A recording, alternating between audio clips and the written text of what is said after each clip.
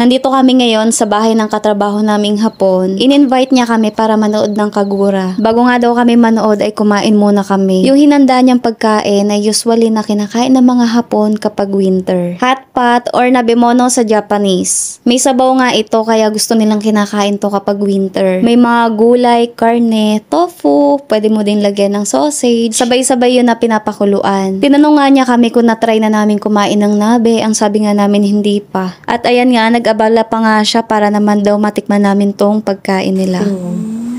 ヒラタケそのマッシュルーム、そうしてお豆腐ちょっと火がそして、ポーク、Kain na lang. Bigyan ko na. Gagayan kasi ka na. Itadakimasu. Itadakimasu.